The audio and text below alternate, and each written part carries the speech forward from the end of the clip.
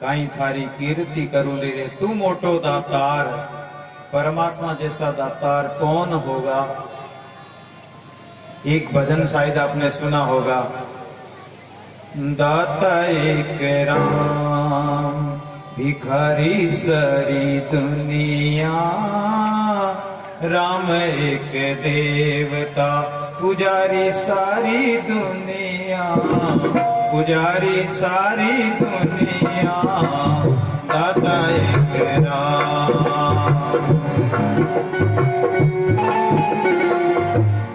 दाता एक राम सबको देता है, वो भोजन भी दे रहा है, अन्न जल भी दे रहा है, दाना पानी चूगा सबको देकर और सबका पालन पोषण कर रहा है वो परमात्मा।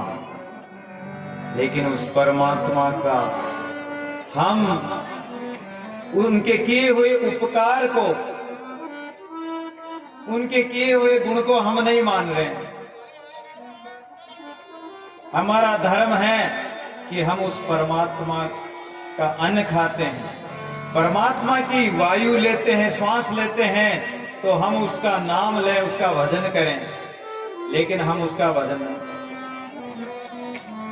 जैसे पतिव्रता स्त्री का पति कमा कर लाता है, खिलाता पिलाता, वो भरतार है, सबका भरण पोषण करता है परिवार का, तो उस पत्नी का और उस बाल बच्चों का फर्ज है कि वो अपने पति की सेवा करे।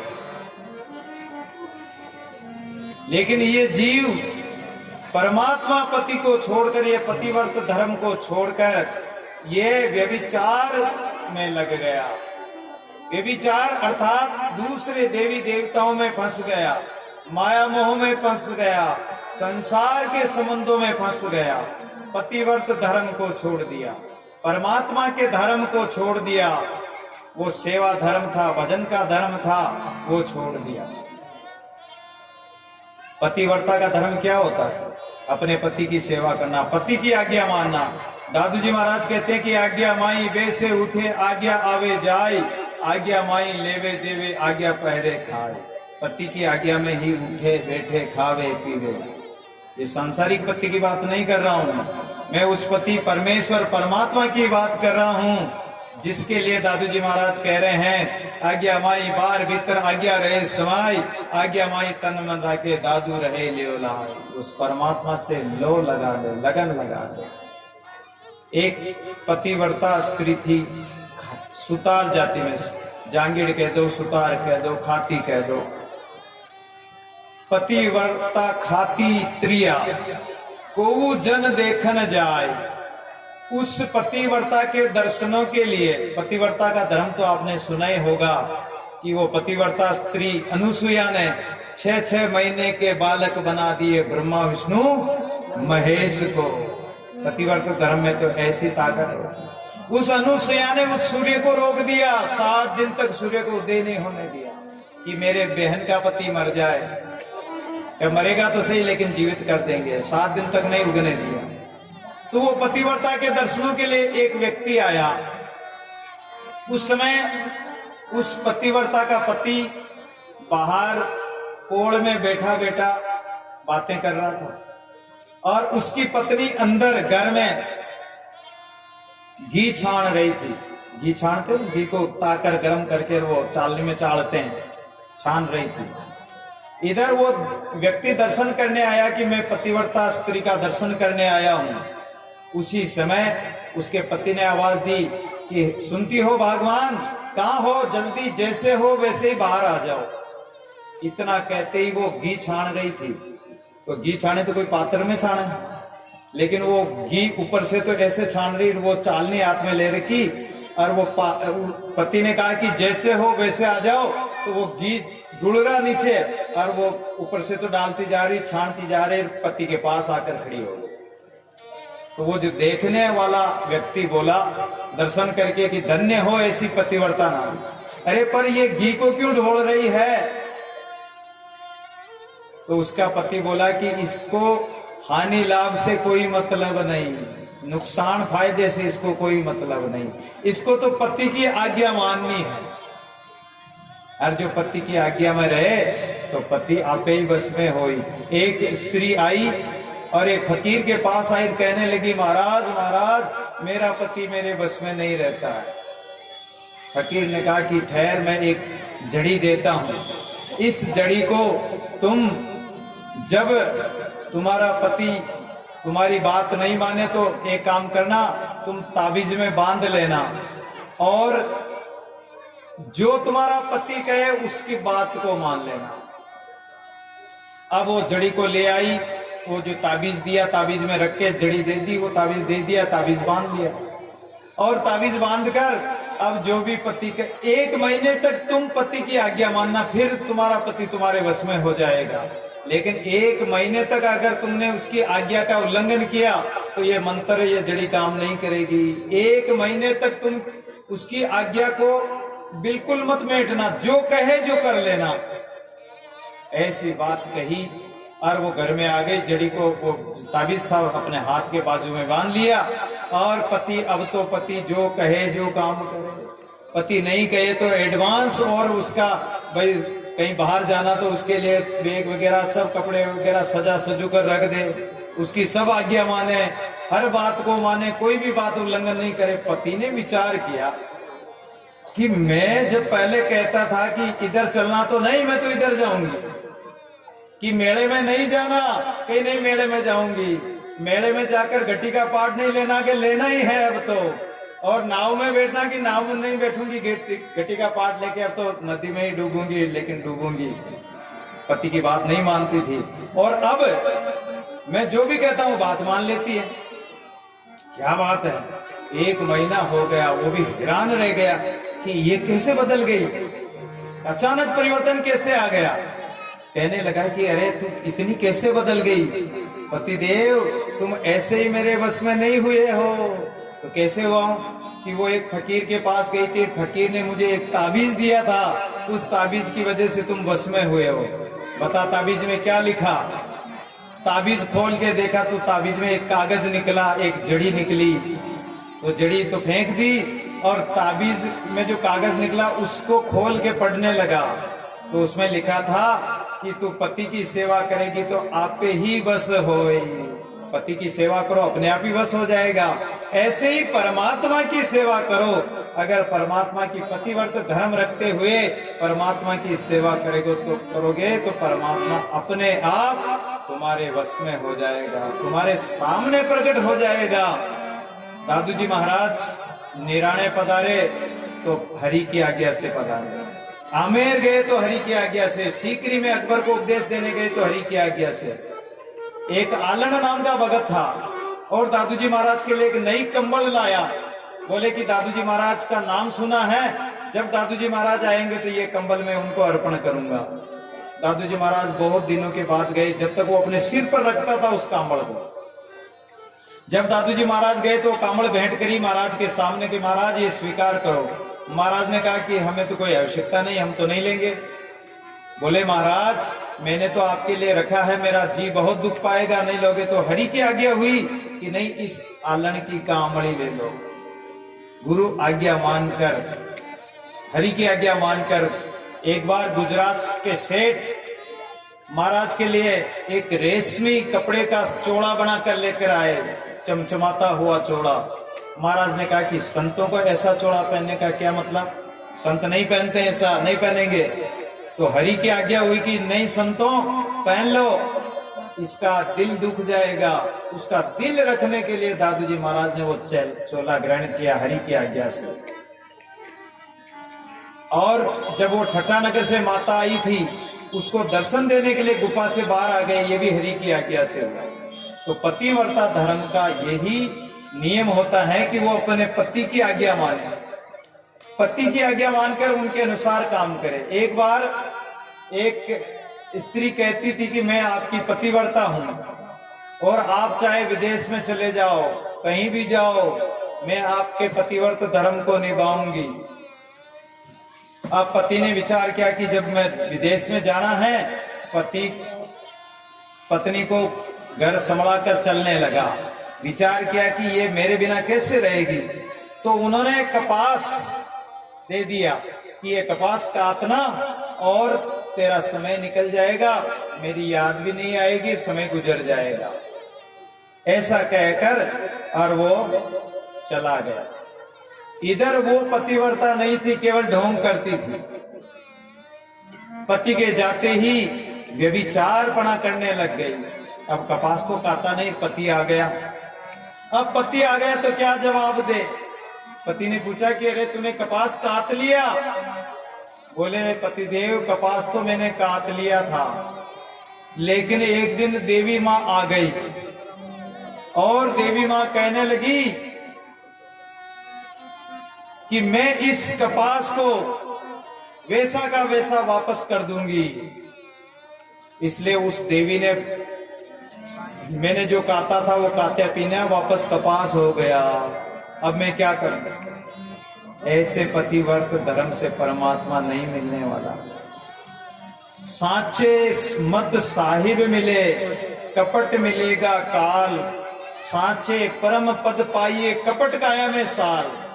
अगर सच्चे मत में चलोगे तो परमात्मा पति मिलेगा, और कपट करोगे तो परमात्मा पति कतई नहीं मिलेगा। परमात्मा ये नहीं देखता है कि तुम नीच हो। परमात्मा ये नहीं देखता है कि तुम ऊंचे कुल के हो। परमात्मा ये नहीं देखता है कि तुम रूपवान हो या कुरूपवान हो। परमात्मा हृदय के भाव को स्वीकार करता है। पतिव्रता स्त्री चाहे रूपवान हो चाहे कुरूपवान हो, लेकिन वो पतिव्रता उसके पति को प्रिय होती है। ऐसे ही परमात्मा को पतिव्रत धर्म रूपी संत जो सत्य धर्म में चलने वाले, वो परमात्मा को प्रिय होते हैं। रूप बिना नारी भली, सेवा में एक तार।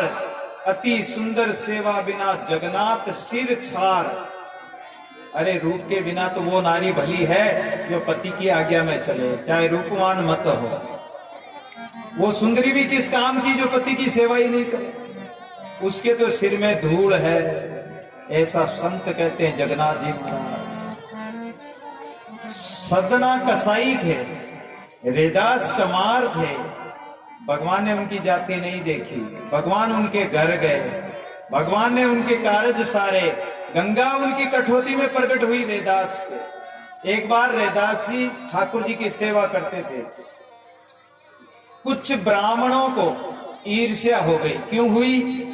कि नीच जाति का ये रेदास, अरे ठाकुर जी की सेवा का इसका अधिकार नहीं है। शास्त्र प्रमाण है, शास्त्र के अनुसार ये अधिकारी नहीं है, ये सेवा नहीं कर सकता ठाकुर जी की।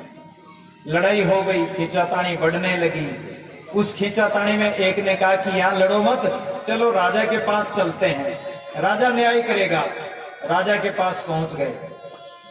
जब राजा के पास पहुंचे तो राजा ने कहा कि एक तरफ ब्राह्मण, एक तरफ रेदास, भगवान का परम प्यारा भगत, मैं न्याय नहीं कर सकता हूं। आप ऐसा काम करो कि ठाकुर जी को, भगवान को दोनों के बीच में रख दो, और भगवान जिसकी तरफ चले जाएंगे वो ही पूजा का अधिकारी होगा। राजा ने तो बात टाल दी, अपने से बला टाल दी। ठाकुर जी का सिंहासन बीच में रख दिया। एक तरफ ब्राह्मण बैठे हैं, एक तरफ रेदासी बैठे हैं, और ब्राह्मण वेद मंत्रों का उच्चारण करने लगे, आह्वान मंत्रों का से भगवान को बुलाने लगे, लेकिन भगवान नहीं आए। रेदासी ने जो ही भगवान को पुकारा, जब ब्राह्मण थक गए पुकारते पुकारते भगवान नहीं आए, तब रेदासी ने भगवान को पुकारा कि हे प्रभु, एक तुम्हारे आश्रय दादू ये विश्वास, राम भरोसा तोर है नहीं करने की आस। हमारा तो न तो भजन है, न मैं पढ़ा लिखा हूँ, न मैं शास्त्र जानता हूँ, न श्लोक मंत्र वेद पुराण जानता हूँ। मेरे तो एक तुम्हारा आसरा है प्रभु, एक तुम्हारा भरोसा है, एक तुम्हारा विश्वास है मालिक। ठाकुर जी का सिंहासन उठकर रेदास जी की गोद में आ गया, और वो ब्राह्मण लोग देखते ही रह गए, नीचा माथा करके चले गए, न्याय हो गए। तो भगवान ने रेदास जी का कुल नहीं देखा। कुल देखते तो ब्राह्मणों की तरफ जाते हैं। सबरी तो भिलन थी, सबरी के चके हुए बेर भगवान ने खाए। अगर भगवान कुल देखते, ऊंची नीची जाति देखते, तो उन संतों ब्राह्मणों के उनके जाते, संतों की कुटिया में जाते, वहां न जाकर सबरी की कुटिया में जाकर उसके बेर खाए, झूठे बेर चखे भगवान। सदना चमार जाति के, कसाई जाति के थे। कसाई का काम होता है मांस बेचना। सदन जी मांस बेचने का काम करते थे। देखो भक्ति में शक्ति होती है। और परमात्मा जाति पाति नहीं देखता है, कोई भी जाति का भक्ति कर सकता। भक्ति और राजपूती किसी के बाप की नहीं होती, किसी जाति विशेष की नहीं होती। तो वो रैदास जी भगवान की भक्ति करते थे, लेकिन काम क्या करते थे? वो मांस बेचने का काम करते थे। कभी मांस खरीद कर लाते, बेच देते, कभी जानवर को काट कर बेच देते, ये काम। लेकिन मन में भजन करते थे। एक दिन एक संत उस मार्ग में होकर निकले जिधर सदन कसाई की मांस की दुकान थी। उस दुकान की तरफ नजर पड़ गई तो जो मांस तोलने की तराजू थी, उस तराजू में सालिग्राम की मूर्ति, समझते हो, गोल गोल सालिग्राम। वो सालिग्राम ठाकुर जी की मूर्ति, उसी से मांस तोलता है सदन। संत ने कहा कि हे राम, अरे भगवान, धिक्कार है जो आप इस मांस बेचने की जगह में पड़े हो। अरे ये गंदी जगह, जहां खून मांस गंदगी, ऐसी जगह में आप पड़े हो महाराज। सदना से बोले कि अरे सदन, ये ठाकुर जी है, ये भगवान है, ये सालिग्राम है, ये सालिग्राम को तो हमें दे दो। अरे बोले कि मैं तो बाट समझ रखा, और बाट समझकर इसे मांस तोलता हूं। पाव भर तोलना तो इसे तोल लेता हूं, अध शेर तोलना तो इसे तोल लेता हूं। ये एक ही बाट मेरे सारा काम करता है। बोले नहीं, ये ठाकुर है, ये भगवान है, भगवान सालिग्राम की मूर्ति है, इसको तो मैं ले जाऊंगा, मुझे दे दो।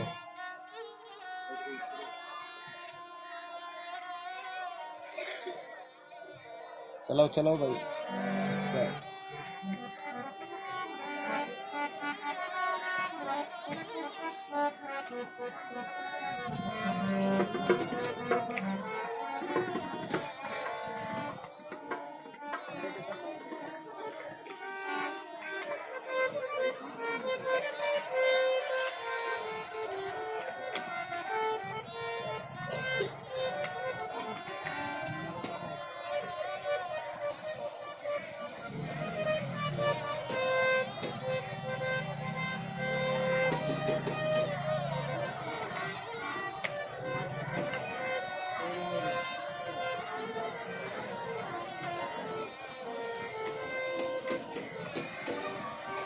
क्या पावर नहीं बना रही क्या?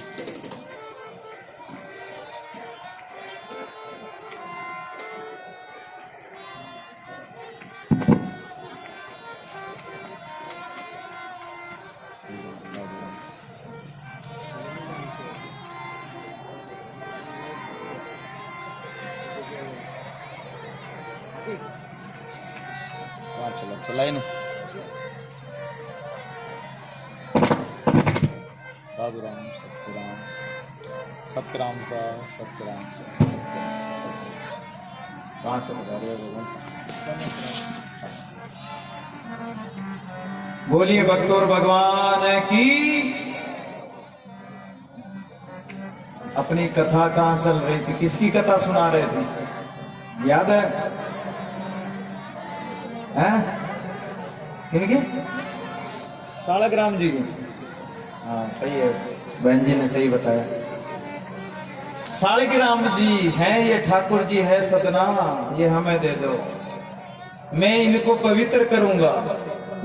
पंडित लोग बोलते ना, ओम पवित्रो पवित्रा सर्वावस्था, पंचगव्य से स्नान कराया, गंगा जल से स्नान कराया, वो ठाकुर जी को ले गया, पवित्र किया, ठाकुर जी को, भगवान को पवित्र किया। रात्रि में भगवान कहते हैं कि सपना दिया कि अरे महात्मा, मुझे वहां से क्यों लेकर आया? बोले महाराज वहां गंदी जगह में पड़े थे, इसलिए मैं तो वहां से लाया हूं। अच्छा काम किया मैंने, तो आप कितनी गंदी जगह में पड़े थे? बोले नहीं, मुझे तो वापस पहुंचा के आ। अरे भगवान वहां क्या करोगे? बोले नहीं, मुझे तू पहुंचा क्या, नहीं तो तेरा सत्यानाश हो जाएगा। बोले महाराज वहां करोगे क्या आप, वहां ऐसी गंदी जगह में मांस बिकता है, गंदी खून मांस वगैरह पाप का काम है। बोले नहीं, मुझे तो उसी के पास पहुंचा क्या। क्यों जाना चाहते हो भगवान, कि मुझे तो मेरे सदना के भजन अच्छे लगते हैं। सदना के भजन, मांस बेचता कसाई उसके भजन अच्छे लगते हैं। मियाँ बीवी राजी तो क्या करेगा आदमी। अब जब भगवान ही राजी भगत से तो अब क्या करे। बोले कि मुझे तो छोड़ के आ। अब तो भगवान को वो वापस ले गया, सदना को कहा कि सदन जी ये तुम्हारे भगवान तो तुमसे ही राजी, ये हमसे राजी नहीं, हमारे पूजा पाठ से, वो गंगा जल से मंत्रों से उससे राजी नहीं है, आपके मन के भाव से आपके भजनों से राजी हैं ये, आप ही इनको रखो ठाकुर जी। सदना जी को विचार आया कि मैं काम कैसा करता हूं और मेरे से भगवान ठाकुर जी राजी मेरे भजनों से। मैं पाप का काम करता हूं, मेरे से भगवान राजी कैसे हैं। ये पाप का काम अब नहीं करेंगे, अब छोड़ देंगे। ऐसे मन में गलानी हो रही थी। सांझ पड़ गई। इतने में शाम को एक व्यक्ति आया और कहने लगा कि सदन जी मुझे पाव भर मांस चाहिए।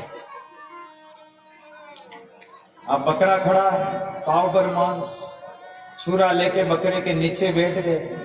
रात्रि का समय, अगर बकरे को काटेंगे तो पूरी रात भर मांस खराब हो जाएगा, और इसलिए थोड़ा सा पाव भर ही मांस ही तो काटना, तो छुरी से थोड़ा मांस काट लें, सुबह बकरे को सुबह मार देंगे। ऐसा विचार करके वो छुरा लेकर बकरे के नीचे बैठ गए। जो ही छुरा चलाने लगे तो बकरा हंसने लगा, मनुष्य की भाषा में हा हा हा हा ऐसे हंसने लगा। तो सदन जी एकदम हक्के बक्के रह गए कि ये कौन हंसा भाई।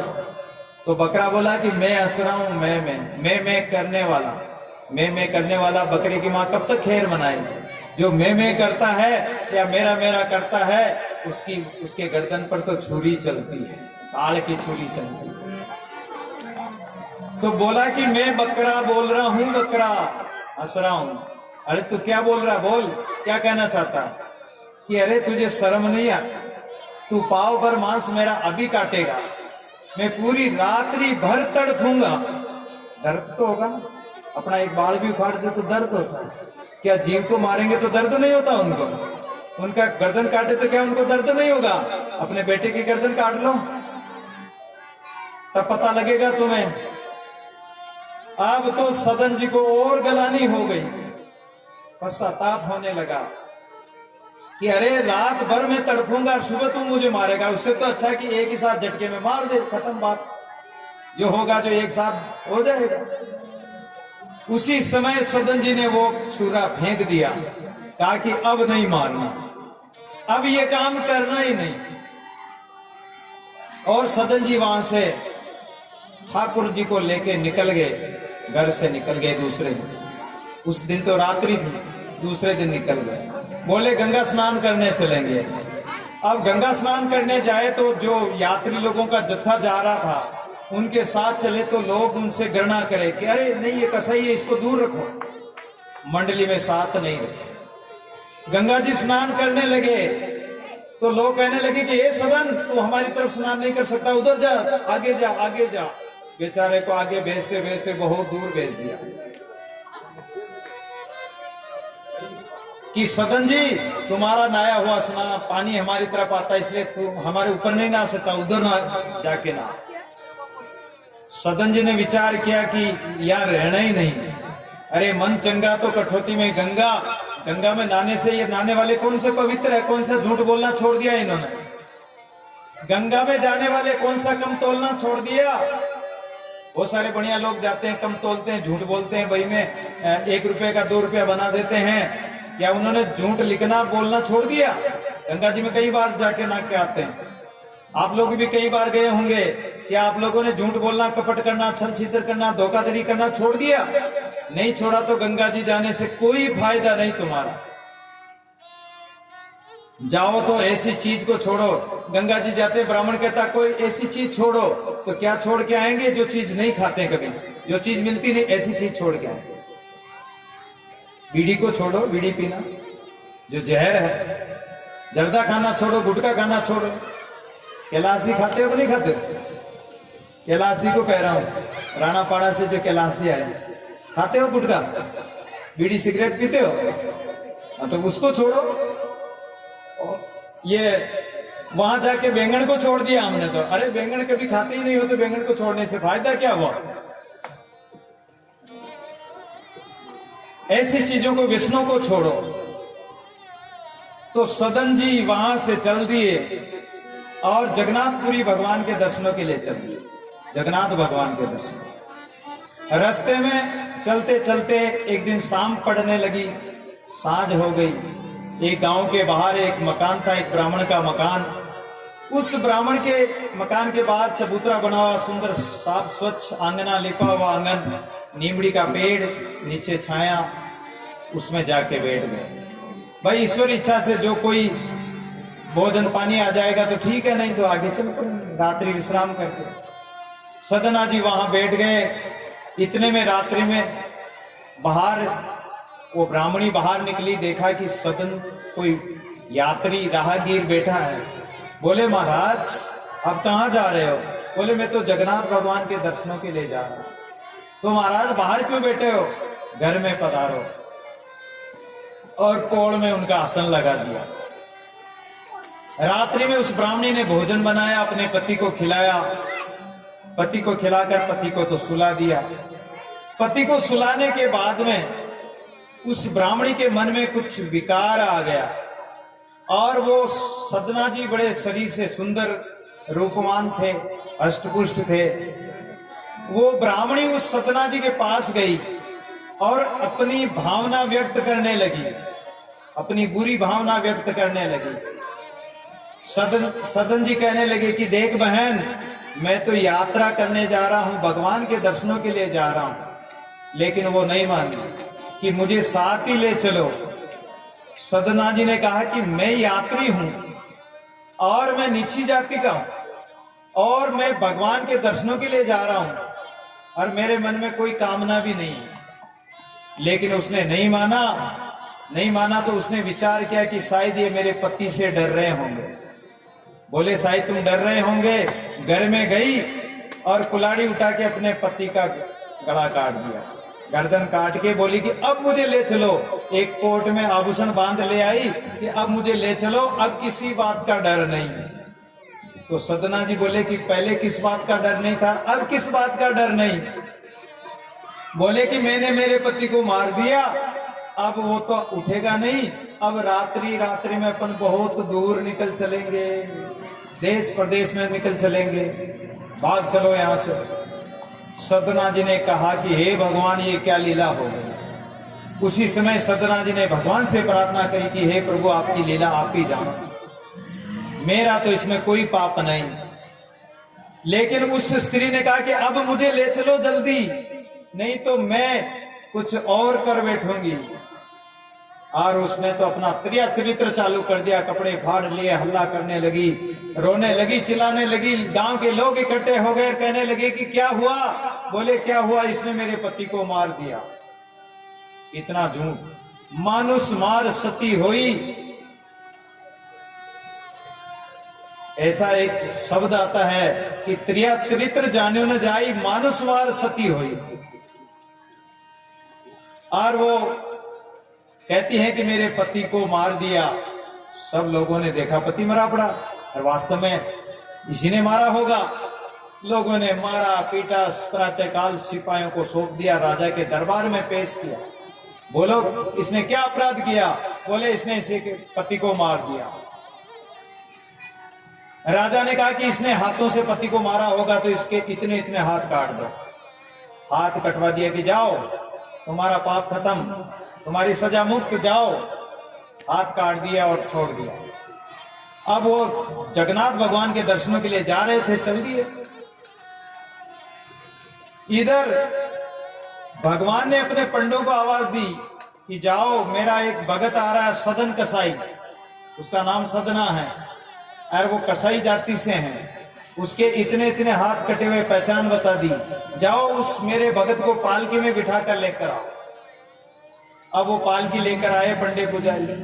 7 कोस दूर वहां आकर बोले कि सदन जी आपका नाम है? अरे बोले कि मेरा नाम तुम कैसे जानते हो? बोले कि भगवान ने भेजा हमें, जगन्नाथ भगवान ने। तो भेजा है तो बताओ क्या काम है? कि इस पालकी में बैठो, भगवान ने तुम्हें बुलाया। बोले कि मैं नहीं बैठूंगा पालकी में। कि नहीं, भगवान की आज्ञा है। और भगवान की आज्ञा से वो पालकी में बैठ कर गए। अब जो ही भगवान जगन्नाथ के सामने जाकर सदना जी जो ही भगवान को हाथ जोड़े, हाथ जोड़कर प्रणाम करने लगे, धरती पर लेटकर साष्टांग दंडवत प्रणाम करते हैं ऐसे। तो वो साष्टांग दंडवत प्रणाम करने के लिए नीचे झुके टूटे हाथों से, तो वो हाथ झुके त्यों वापस आ गए। बोलिए भक्त और भगवान की। हाथ झुके त्यों वापस आ गए। तब सदन जी भगवान से कहते कि वाह भगवान, पहले तो हाथ कटा दिए, वापस हाथ वापस ला दिए। ऐसा क्या पाप हुआ मेरे से जो आपने मेरे हाथ कटवा दिए? किस पाप के कारण मेरे हाथ कटे, वापस कैसे आ गए? तो भगवान कहते कि पिछले जन्म में तू ब्राह्मण था और तपस्या कर रहा था, भजन कर रहा था। एक दिन तुम्हारे पीछे से एक कसाई के हाथ से गाय छूट गई और गाय के पीछे पीछे कसाई आ रहा था, गाय निकल गई। कसाई ने आकर पूछा कि महाराज इधर गाय गई है क्या? तो तुमने ऐसे हाथ का 2 बार तो बताया नहीं, बोले नहीं, तीसरी बार में ऐसे इशारा कर दिया कि इधर गई है। और वो उस कसाई ने वो गाय को पकड़ लिया, ले जाकर गाय की गर्दन काट दी। तो वो दूसरे जन्म में तुम तो कसाई बन गए, और वो जो कसाई था वो इस गाय का पति बना, और ये गाय बनी ब्राह्मणी। पिछले जन्म में इस कसाई ने गाय का गला काटा, इस जन्म में उस गाय ने जो गाय का गला काटा था उस कसाई ने, तो दूसरे जन्म में वो उसका पति बना ब्राह्मण, उस ब्राह्मणी ने उसका गला काट दिया। तुमने हाथों से बताया जिसके कारण तुम्हारे हाथ कटे। पाप का इतना बड़ा प्रतिफल भोगना पड़ता है। थोड़ा सा पाप, आप अगर पाप में हाथों से भी इशारा कर दोगे, आपका समर्थन होगा। किसी जीव को मारने वाला तो पाप करता ही है, देखने वाला भी पापी होता है। बेचने वाला पाप का भागी होता है, बनाने वाला पाप का भागी होता है, खाने वाला पाप का भागी होता है, और परोसने वाला पाप का भागी होता है। 6 व्यक्तियों को पाप लगता है किसी की हिंसा करते हो। तो कहने का तात्पर्य यह है कि भगवान जाति नहीं देखते हैं, भगवान प्रेम देखते हैं, हृदय के भाव को देखते हैं, और धर्म को देखते हैं कि इसका मन किस तरफ लगा हुआ है। अगर परमात्मा की तरफ लगा हुआ है और मेरे भजन में लगा हुआ, तो भगवान जाति पाति नहीं देखेंगे, वो चाहे किसी जाति का हो, कोई क्यों न हो। परमात्मा सबको छोड़कर, जैसे वैष्णवों को छोड़कर भगवान देदास जी के आए थे। कसाई सदन के भजन सुनते थे, भगवान जैसे नामदेव के सुनते थे। आइए एक छोटा सा भजन।